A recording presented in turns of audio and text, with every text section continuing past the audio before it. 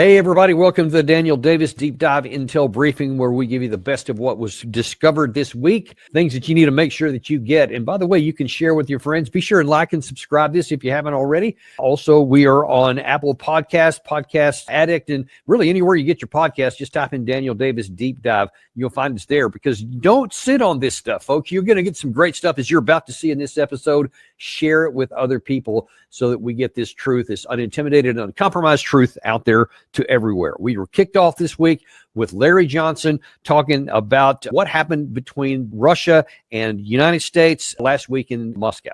It wasn't so much discussing the particular issues. It was Russia saying, okay, look, these are our non-negotiable points. These are the areas where we think we can have discussions. But one of those points is we're not going to sit down with Zelensky, and we're not going to sit down with Zaluzhny. Ukraine has got to have a legally authorized representative. And then we can make progress in talks with Ukraine, but not until.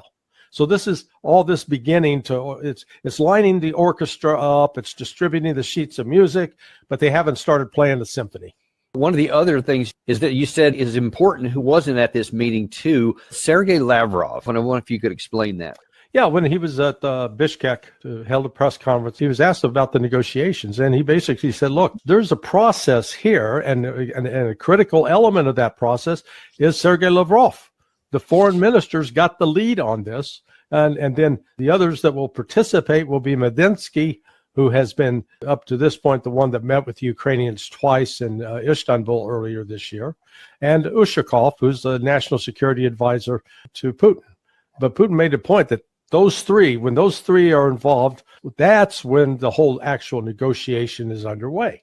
So that's why what this meeting with Whitworth and Kushner, it's just prep. And I think it's prep more to get them in a position where that they can fully help President Trump understand the inflexibility of Russia on certain of these terms.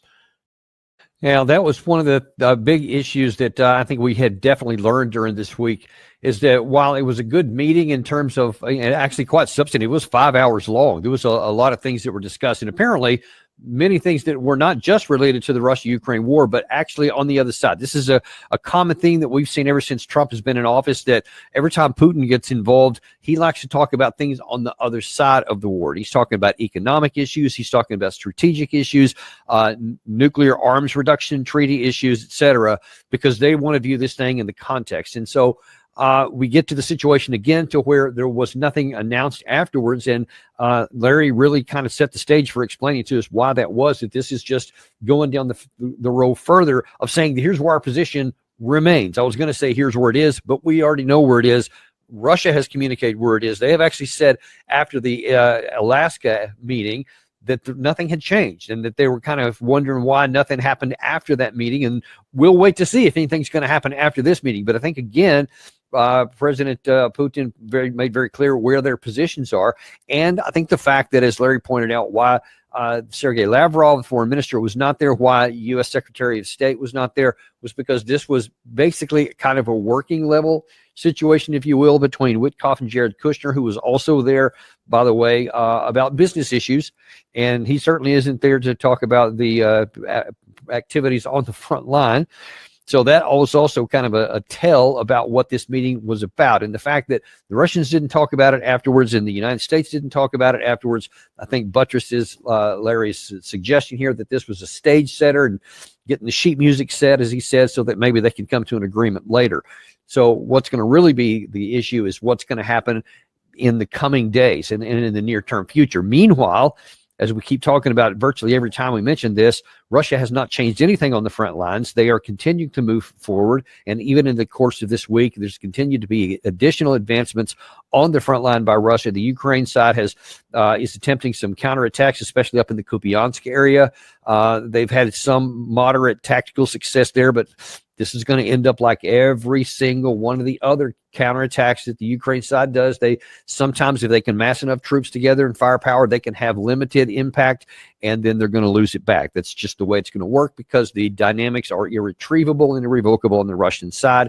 And so all it's going to do is get more people killed. It will not change the outcome, probably won't even alter the timing of it, because once they start falling back, as was the case in every one of the other places they've tried this, it's as though it never happened. And I think this is going to be the same way here too. That's what was going on between the United States and Russia. Then we shift to Patrick Henningsen, who was going to tell us about what's going on in the European level, who was not very happy to not be at that meeting. As from the beginning, Ukraine can rely on the fact that Europe will remain the strongest and most steadfast partner. We all know that we can never match the sacrifice of the Ukrainian people, but what we can match is their stamina, their resolve, their staying power, and we can equip them with the means to defend themselves and to lead peace negotiations from a position of strength. And since pressure is the only language the Kremlin responds to, we can also dial it up. We have to increase the costs of war for Putin's aggression, and today's proposal gives us the means to do this. I think it's just total political bluster, talking to, I think, a brain-dead media that are also complicit in this whole charade. Is the European media, as well as all of the European politicians, everyone waving their Ukraine flags for the first couple of years. And you can notice there's no Ukraine flags on their European Parliament flag holder thing by their seat in the Parliament anymore. It's not happening. Everyone's looking for a way to sort of get off this. But here's the thing, Danny. Washington can wash their hands of this, still profit from it, because now they have almost a monopoly on LNG going into Europe, U.S. and some of the, Qatar as well. So, but Europe's going to have to wear this. They're going to have to wear the shame and the failure and the humiliation. There's no way around it now. I think a ball has been set in motion, even if this takes, a year to resolve or 2 years to resolve or whatever, that this is, to me, is just such a catastrophic defeat for NATO and for Europe politically. Now, one of the things he mentioned there at the outset of that clip was, he said, this is just another example of the poor job of the Western media, et cetera. I'm putting a little asterisk on that because I'm going to show you something here later in this this episode right here, where part of the explanation for why that is was demonstrated on, let's say, on Friday. So yesterday, there was something released by Sky News. So kind of like a little teaser on something that's coming here. The media is not entirely to blame, as I have thought up to this point. There's still some blame to go around, but you're going to see why some of these people are so misinformed.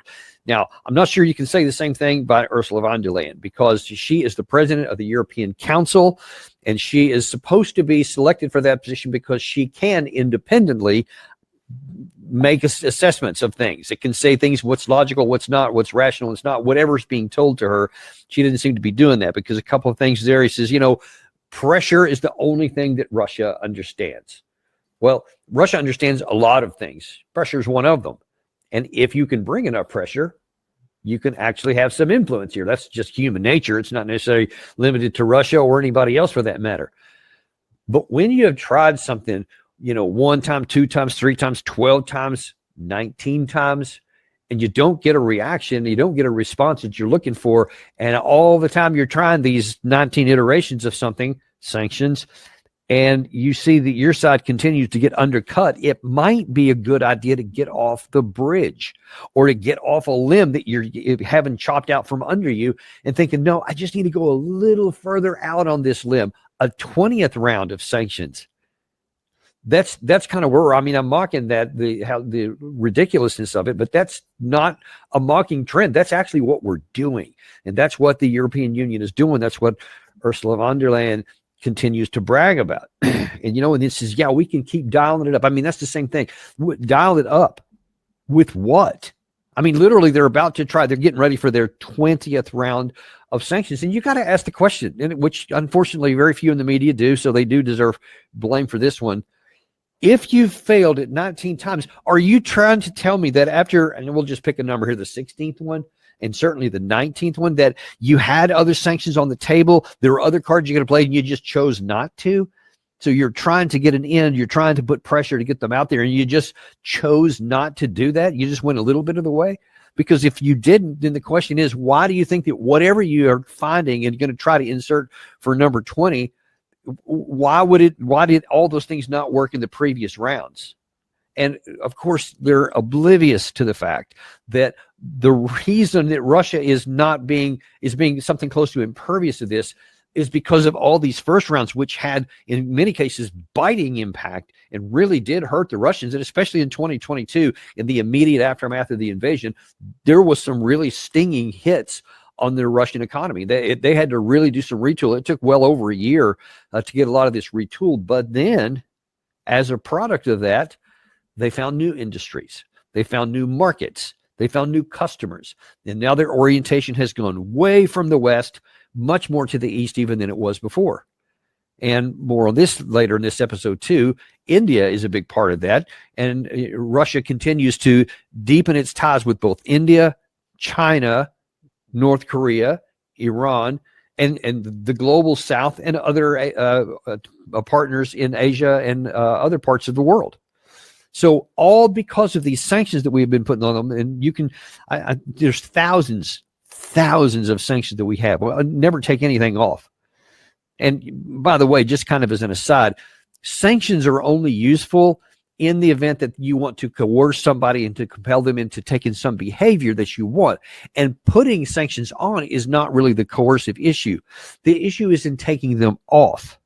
Because if you see a side realizes that if they concede to whatever behavior or policy that you want, if they see that there's a benefit that the sanctions will come off and the money will start flowing again, then you have created an incentive and a motivation for them to do as you want. But when all you do is levy one sanction after another, one round after another, then you show the other side, they become convinced that there is no point in working with you because they're only coercive and punitive measures, never the taking them off. So you lose any kind of leverage that you have. It's just basically a punishment, to spanking. And that's all it's to. So now then you take off the table the possibility that they're going to comply with anything because you only want to take. That's kind of what we're doing. And that's part of what Patrick Henningsen was talking about there, how the disconnected from reality these folks are, because they are literally cutting down the branch upon which they're leaning further out over. So then when I mentioned India, there was a big meeting, and this may also have been, I almost certainly was part of the calculations that Putin was making when he was meeting with Whitworth and Jared Kushner, is that he knew they had this big summit coming up with India. Now, just as a stage setter here, as a reminder, we currently have 50% tariffs on India, 25% of which are because they are buying Russian oil. When Trump earlier this year threatened all these tariffs and massive secondary tariffs on all these different countries, and China being one of them, the only one he actually employed them on was India. And they're still there to this day. We've been continuing to work a lot of bilateral things to try to get that back off and try to figure out some kind of negotiated settlement that's a win for both sides. It's going to keep India on our side. But so far, we haven't taken that off. And we still are trying to coerce India to cut ties with Russia. Well, I think that let's first of all look at the Putin end of that. He was talking to his interlocutors there and the Indian media, and he took that opportunity to share his view of how this war even started. We did not start this war. The West condoned, facilitated, and organized the coup d'etat in Ukraine. After that, events began in Crimea, and then events started in the southeast of what was then Ukraine, in Donbas. You know, no one talks about this. For 8 years, we tried to resolve these issues peacefully. We signed peace agreements in Minsk, hoping that to resolve this problem by peaceful means. Then it turned out that Western leaders, they said this publicly, never intended to fulfill the Minsk agreements, and only signed them to give Ukraine time to arm itself and continue the armed struggle.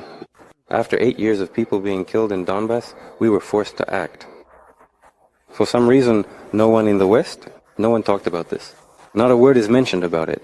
We were forced first to recognize these republics, and second, to begin supporting them.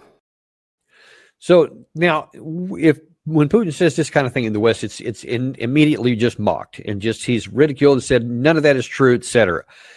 even though much of it is factually accurate. They did have the Minsk Accords. They did sign these agreements. They were conducting negotiations. They did not send their military into the Donbass area prior to February 2022. Those things are all true. So whereas in the West, they just get categorically and reflexively mocked and dismissed without giving a second thought to, other parts of the world, they're not quite so dismissive.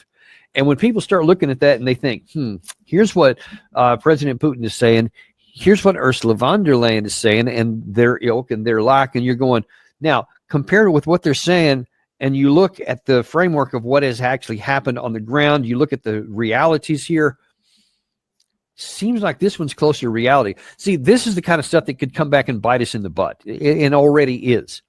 Because others around the world are seeing that when you hear the West speak and when you hear the Russians speak, instead of reflexively thinking that the Russians are lying and exaggerating and trying to pull the wool over your eyes, you're starting to come to the conclusion that many in the West are so divorced from reality that why would you listen to anything? And now then, and for decades, that wasn't the case. To decades, it was the opposite, that if the West said something, it was almost categorically and reflexively agreed to and listened to and believed.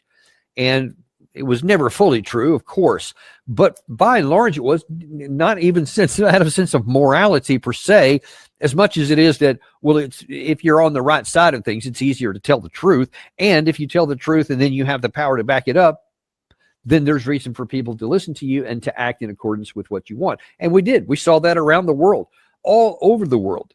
Lots of people willingly would buy American debt, for example. And so we had this, even though we, after Bretton Woods in 1971, we went off the gold standard, but because we had the power standard, the economic and military power, that worked for the fiat currency, for the dollar being. That's why it was so solid, because everybody recognized the stability and the credibility of the United States and the power of the economy and the military. Now then, that's weakening significantly to the point to where now some of these countries, that's one of the reasons why BRICS is growing so much. It's been around for a long time, but now I think 2009, but now then in just recent years, it's starting to really gain momentum because there's starting to be a lot more questions about we in the West. That's a lesson we need to be, it's a little overtime to learn, but we better learn before it's too late, if that's even possible. All right, so that was the Russian side. Let's go to the Modi side, because a lot of eyes were going to be on how the Indians would respond to Vladimir Putin. How would he be resolved? And man, look at some of these videos showing here. I mean, we always brag about Volodymyr Zelensky and how he's really good at media, and they always have these kind of movie scenes that they have. Well, looks like Indians are been watching from some of his handiwork there, because man, this is worthy of any kind of a movie that you'd see in Hollywood. I mean, they got the slow motion stuff, they got the dramatic movement here. If we could play the music, you'd be hearing some of that in the background. But you see that they are rolling out the red carpet and all the fanfare, and they had some great weather. When Putin got off the plane, Modi was out there personally to meet him at the plane. There was, big smiles, hugs, all that kind of stuff. So the message was, is Trump going to be successful at putting pressure on India to get them to cleave away from Russia? Could Trump and the West put a wedge between Russia and make them stop buying Russian oil and cut that off, because the West is just absolutely excited about any possibility of putting a barrier between Russia and India, so that they won't buy the oil anymore from Russia. They'll buy it from somebody else, which will then cut off a major source of energy for Russia. Now, Russia is obviously equally aware of the significance of that, and so they need to court India to make sure that doesn't happen. So as we look to see what was Modi going to say, any kind of indicator he might give to where he's coming down on this line, here's what he had to say. Friends, yesterday and today, you have had very useful and meaningful discussions. I am happy that all areas of cooperation between India and Russia are represented in this meeting. First, in the area of logistics and connectivity, President Putin and I emphasized realizing the full potential of our connectivity. We are committed to moving forward on either the ISTC or the Northern Sea Route, Chennai-Maldives corridor. Progress will be made soon. This will reduce transit time, lower costs, and open up new markets for business. With the power of digital technology, we can integrate customs, logistics, and regulatory systems into virtual trade corridors. Our goal is not limited to increasing mutual trade. We want to ensure the well-being of the entire humanity. For this, we have to prepare lasting solutions to global challenges. India is fully prepared to walk shoulder to shoulder with Russia in this journey. Let's start with that last one there, because he talked about a lot of economic issues, a lot of trade, some tourism was in there, etc. But he camps on that last part there about any kind of global challenges that may be out there, and that we will stand side to side, shoulder to shoulder with Russia and Vladimir Putin. Don't think that message was missed on anybody in Washington. Well, I doubt that it was. I mean, let me not give too much credit. Shouldn't have been missed by anybody in Washington, because you're talking about the deals, first of all. And if you were hoping, having any idea that there would be a wedge put between New Delhi and Moscow, those were immediately undercut. I mean, first of all, by the imagery that it was shown there. So they were lavishing, all of this state visit and just rolling out the literal red carpet. And then they're talking about, we're looking for to develop the full potential of our economic relations. There was 10 separate deals, I think, that were eventually signed between the two leaders before they left. Some trade barriers were going to be removed, new corridors for trade. There's a lot of tourism apparently was a big issue between the two sides. They were really interested in that. And then you saw that deal right there with the shoulder to shoulder with any international challenges that may occur. So certainly there was no mention made that we're going to reduce the amount of oil that we buy. And listen, it was a foolish thing for us to ever require India to do that, think that they were going to. Because when this war kicked off, because of all the sanctions that the West put on there and cutting off the oil that was being originally sold in gas to European and to Western outlets, well, now then that got cut off in large measure, not all the way, but in large measure, it was certainly significantly reduced. Then India picked up the slack there. Now, it was a great deal for India because now then they got discounted crude. So instead of just buying it on the open market and paying market prices for it, which they had been doing, they were able to greatly expand how much oil and gas they were buying from Russia, and it significantly reduced prices. And so now then here comes Trump asking Modi to say, hey, how's about you stop benefiting your country to that, all that degree there and start paying more money going somewhere else? Wouldn't that be cool? Because that's basically what we did with Europe. Do you realize that? And getting all these sanctions on Russia so that the cheap Russian oil and gas doesn't come through like the Nord Stream pipelines anymore or any of the other routes. Now then they're buying LNG from the United States. It was ironic, if not perverse, for European outcomes. You had Ursula von der Leyen this past week was bragging about the energy independence from Russia, not mentioning the energy dependence they now had on America, especially in the LNG, the natural gas, which comes at a substantially higher price because instead of just coming through pipelines, it actually has to come via ships. And of course, there's a lot of transit issues involved with all that, et cetera. So now then you're basically harming yourself and Europe is doing it, and they're continue to do it here, except for somebody like Slovakia or Hungary with Viktor Orban. They have been adamantly opposed to that from the beginning. We'll see where that goes. But bottom line is India was not willing to follow that path.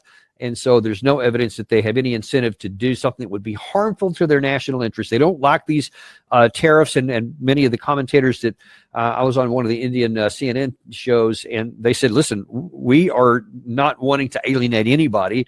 We don't want to, go pro-Russia or pro-America or pro-China. We have our issues with all of them. We want to be independent actors and just be able to do business with anybody that's going to be beneficial to our country. And right now, because of our action to drive a wedge between them and Russia, we're actually pushing them closer together. Well done on that. Good job, guys. I mean, I guess I don't think that was what you intended, but that's certainly what you have accomplished by the short-sighted actions that we've taken, which were entirely predictable.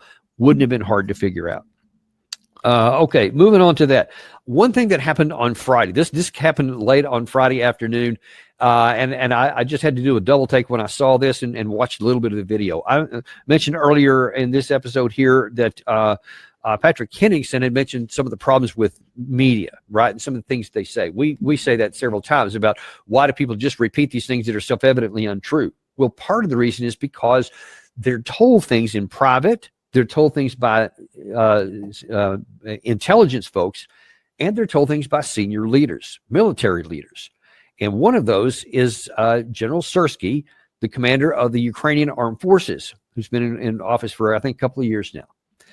And he had an interview that was on Sky News, and to their credit, they ask a lot of hard questions, and great for that. But his answers to things were just stunning. And the absence of follow-up is indeed, unfortunately, part of the problem here. I'm going to do a show on Monday that's going to show, because there's a number of things he said there, which to me were just stunning and shocking, given the reality that we know of what had actually exists on the ground. But there was a couple things in particular he said. I want to show you one, and then I'm going to talk about one other on the backside. Watch this. Our strategy is to exhaust the Russian army as much as possible, prevent its advance, hold our territory, while simultaneously striking the enemy in the near rear, the operational depth, the deeper, into Russia itself, with the aim of undermining its defense capability and industrial capacity. So, if you're tracking what he said there, it sounds plausible, because you're talking about, we are going to exhaust Russia. We are going to make them spend so much money and so much troops on taking any territory here, they will eventually be worn down and they will no longer be able to conduct their operations, i.e., we're going to wage a existential war that is an attritional-based war, and we're going to win. The side with the smaller manpower pool, the side with the smaller industrial capacity and limited help from the outside, is going to conduct, by design, a war against a much larger country that has tens of millions of more potential troops from whom to draw, for men that they can draw, and a near unlimited defense industrial base, and dwarfs it by many sizes over, and is protected well outside. That's his opening premise there. And then to try to justify that and to rationalize it, he says, and what we're going to do, it's not just on the front line, but then we're going to systematically weaken their ability across the front by these long-range fires that we have, a lot of the domestic stuff we have, some of the Storm Shadows and some of the ATACMS that the United States has, and we're going to slowly just grind it down to an end. And so ultimately, that's going to be the successful play that we're going to go into. Now, these people, these Sky News reporter, and other reporters and others on American television, they hear ad nauseum this claim that Russia is losing 1,000 to 1,500 men per day. Trump says it all the time. 7,000 they lost in the last week, 7,000 killed in it. Sersky again repeats that statement here. So they say, okay, well, you're trying to ground down the Russian, and they're losing 1,000 to 1,500 killed per day. It's a crazy number. Man, those Russians just throw bodies away. This meat wave attacks that you used to hear a lot about. Well, they must be still doing them then, because that's what they say. All these casualties coming in. Then in terms of this long range fires, there's a lot of video where they've shown recently, legitimate, straight up, honest, where the Ukraine side launched something deep and they hit an oil refinery somewhere in Russia, or some other factory of some sort. These huge flames flying up everywhere.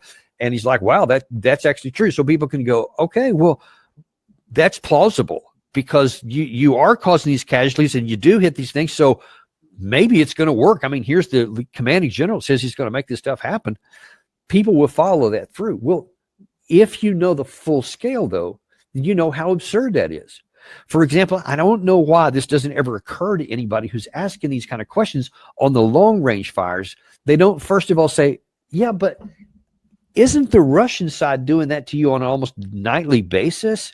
And sometimes 700-800 in a night, and just, blowing stuff up left and right, all through, hitting your factories, hitting your energy systems, the ability to generate electricity productions, command and control center, ad infinitum, all these things, all the way throughout the whole country. I mean, all the way to the western border. Don't y'all do that? Don't the Russians do that to y'all all the time? And you haven't been knocked out of the war. It hasn't stopped you from doing it. And we know that you have just a small fraction of the amount of ordnance going to the Russian side. So how is it that you survive, but they won't? That you can keep fighting and that they can't, when the ratios are way out of proportion in advantage of the Russian side? No one asked that question. And the obvious answer is you don't. I mean, the Russians have used a lot of here, and then to their credit, The Ukraine side has shown tremendous resilience in being able to survive and to operate under these terrible conditions. But it's just a fraction of what the Russians have, who already has a lot more weapons, ammunition, factories, refineries, etc., to use. You haven't even scratched the surface of it. I mean, you've made it inconvenient in a few places. You haven't even made it uncomfortable yet. It's not like I think even Kiev periodically will go through periods of time where they can only have 7-8 hours of electricity per day. Nothing even close to that has happened in Russia so far. A few times they've been without power for a short period of time. They've replaced it and moved on. The refining capacity, they've knocked it out in some places and they're rebuilding it in some others, and then they just expanded in some of these other areas so that the net is, they just divert it from one place to another, but there's been no interruption at all in the actual warfighting capabilities. And of course, now let's go to the manpower issue. Why would that reporter have not said, well, okay, you're getting into an attrition warfare, but Russia has tens of millions more people that they could draw. They're not even, other than that one partial mobilization, 300,000, they haven't done a forced mobilization since 2022. You, on the other hand, are a daily stealing people off the streets, and that's not enough. And she could have asked, by the way, about these desertions, 160,000, I think, so far this year, people that are getting killed and wounded, and you're only getting somewhere between 17 and 20,000 forced mobilization per month. And the casualties you have, that's not enough to offset the ergo. You're shrinking to some degree every single month. How does that work when the Russians don't even have to do a forced mobilization yet? They're still recruiting enough and they're growing in their size. How does all that work out again? No one asked that question. And it's unfortunate because people will just take it at surface value and then they'll go on believing that. Now, of course, this is not going to change the outcome of the war. This is only going to increase the cost of the Ukraine side to lose. And that's the tragedy of this whole situation.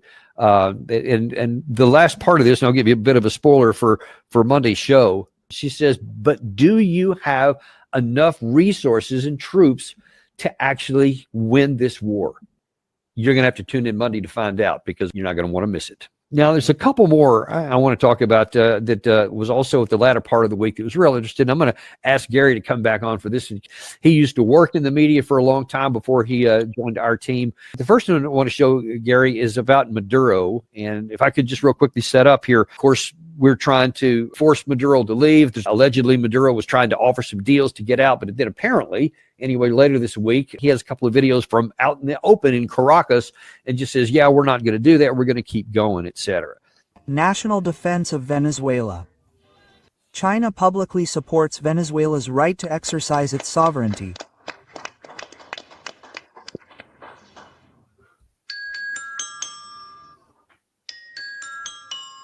Wow. Beautiful. If you're going to have somebody on your side, you want China on your side, right, Danny? And what is this? This was just weird, man. This is just weird. Okay, so here's Maduro. On the one hand, he's talking about, yeah, man, I'm gonna not give in to this imperialism from the United States or whatever. But he's doing this kind of weird stuff, man, and playing a little xylophone and then yay, dancing on. Danny, what is this all about, man? Well, Danny, I think they do things a little bit differently in Venezuela. Studios are at prime real estate. They actually share this with a daytime game show. So he figured he would use the lights and everything else to his availability and just, create a little show for himself. So I thought it was actually pretty smart marketing on his behalf, right? He's like the Trump of Venezuela. He understands entertainment. He understands how to put on a show. That's what this is all about. Now, I know a friend of mine who left Venezuela, and by the way, Maduro, some of his henchmen literally tried to kill his wife's sister, and they had to flee and just barely escaped with their life. So that's the context with which this friend has told me about him. But he said, that the guy's a joke. He's a clown. And he's not respected by a lot of people, but he has power. And that's just an interesting combination of having this kind of clownship and that kind of life and death power over his people. Danny, I think he's a little bit of a visionary also. He knows his time is limited. He's playing it out. He's got weddings he could play. He's got events that he could DJ. He's playing it up now, and he'll be ready. People will hire him, right? Maybe he is setting up his post-industrial capacity for something to come later on. I don't know. Maybe that's what he's doing.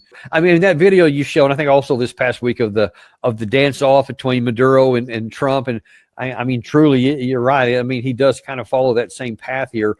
But it's interesting that he was talking about China. China's behind me. So I think that part of his confidence here is that he thinks he has China behind his back. But if you'll put that full screen up there, this is what China actually said. They did mention it, but they said, as to comment on the Venezuela crisis, Chinese Foreign Ministry spokesman Li Xian told reporters that Beijing, quote, opposes any action that violates the purposes and principles of the United Nations Charter or undermines the sovereignty and security of other countries, reiterating previous remarks. And so that's not exactly a ringing endorsement of Venezuela, because honestly, I can't imagine the Chinese wanting to get too comfortable with Venezuela and a guy who's playing the xylophone. That is where we are, folks. I mean, that, and this is what we're talking about, Trump putting military pressure on. We'll see what happens with that. I still hope that somehow that we get sober up on this and we don't end up going down into Venezuela and we don't try to do a regime change operation. That'll just be a disaster. But in any case, it's not anything in America's interest, and we don't have any legal justification to do so. Yeah. Want to end on one other thing, Gary, and another reason I'm glad you're kind of involved here, because this has to do with the media and personalities. Just a real quick backup. Some number of weeks ago, the Pentagon came out with this new policy that said everybody in the Pentagon press corps is going to have to sign this document where they declare that they will no longer use any secret sources, any unauthorized sources, that they're only going to use official sources from the Pentagon, or they can't be in the press corps. Well, nearly all of the major news media said, yeah, pound sand, we're not going to do that. To my surprise, even Fox News said, nope, we're not going to participate that. We will not sign that document. And so they left and they moved out along with primarily all the other major media. So the Pentagon has now filled up those seats with like podcasters and other kinds of alternative media, et cetera. Well, one of them was former Congressman Matt Gaetz. And then we saw this video with Gaetz asking some hard questions. What percentage of the F-35 are fully mission capable today? So that's a great question, Matt, and I appreciate you getting after it, because not enough. Not enough. It is the most capable fighter that we have right now. When it flies. When it flies, you're right. It is the most capable fighter. What we have right now, and you saw just last month in the acquisition speech, is a department and leadership that's willing to get after it, to challenge industry to produce better. Yeah, but what percentage of them can fly? So not enough. Not enough. So but you just called it our most capable platform, and less than 40% of them, by my last review of the Air Force's statements, are fully mission capable. Why is it not failure for a platform to perform at less than 40% look at his face, Gary, when it costs $100 million? He's like, so what in the world? At it holistically, sure, you can throw out the number. Wait, let's go back to this question, Danny. It's so good. He asked such a great question. Failure. Why is it not failure for a platform to perform at less than 40% when it costs $100 million? So, Matt, looking at it holistically, sure, you can throw out the number 40%.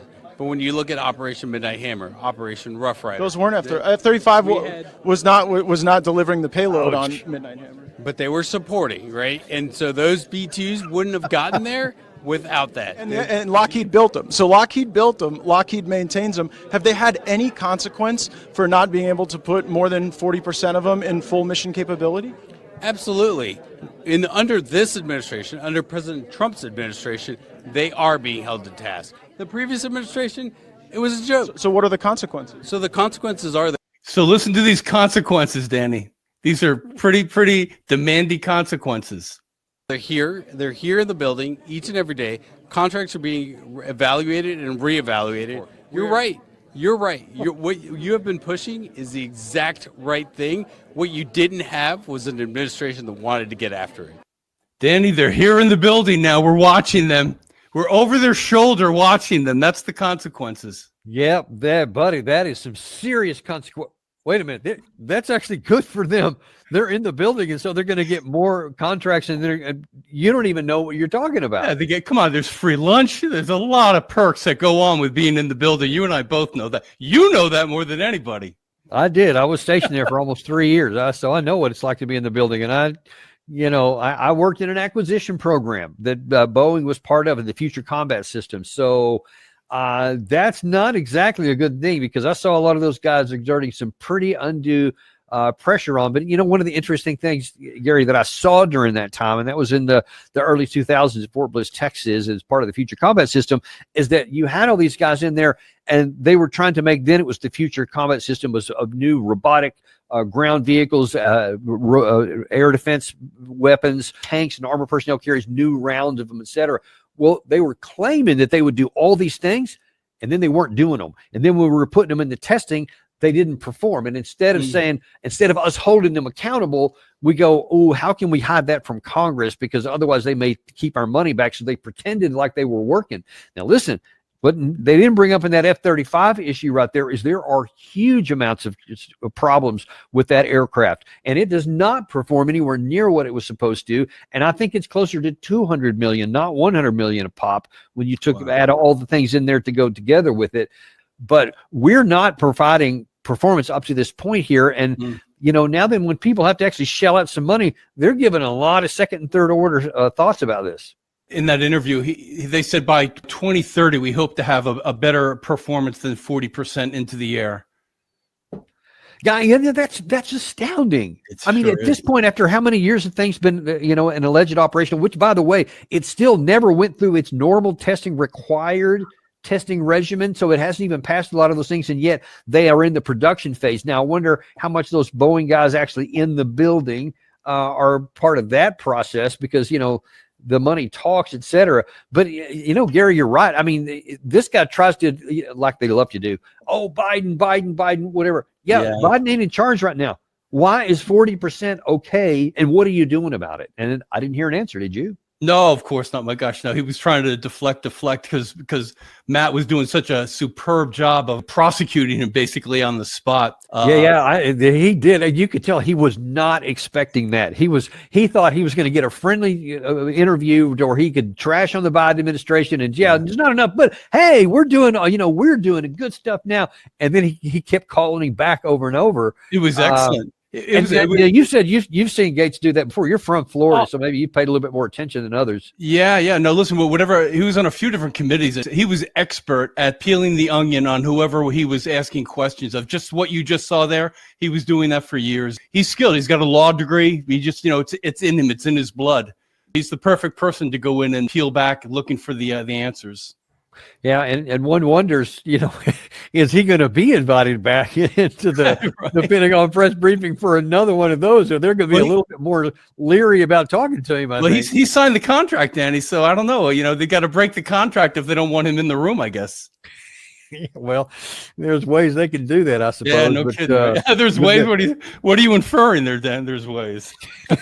It's almost as though I'm inferring that they don't want hardball questions, but one also wonders, was that interview watched by other people that were in that group? There was I don't know if you could find it. They posted this picture on their social media, the Pentagon did earlier this week too, where there was this big, like family picture and everybody was smiling. They were all happy to be there. Because I think that the Pentagon really thought, we'll just fill these seats with whoever we want and they'll all be friendly to us. And then here comes Matt Gaetz saying, no, actually, we're going to ask some hard questions. Yeah. How satisfying was that to see that, right? To actually see somebody penetrate in and really hold somebody accountable, asking the follow-up questions and not just accepting the, performatory answers that were already calculated to be given. And those calculated answers weren't sufficient. Yeah, it really was, Gary, because when all of these people and all these news networks did not sign it, and especially when Fox News didn't sign it and they literally left, part of me said, well, good on them. I'm glad that they didn't end up signing that and just going, and submitting and doing it, because obviously the whole point was to restrict what they're reporting.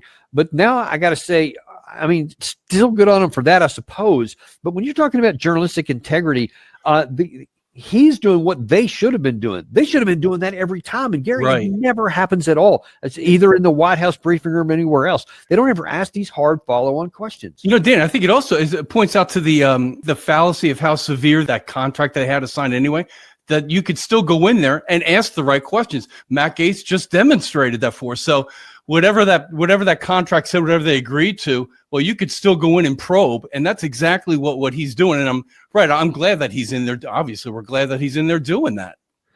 And, I mean, we got to be honest, too. That's one of the reasons for the space for channels like ours to actually grow and for people to come and watch it, because they know that they're going to get the skinny here. They know that we're unintimidated and uncompromised. And, man, maybe we need to have Matt Gaetz on our show.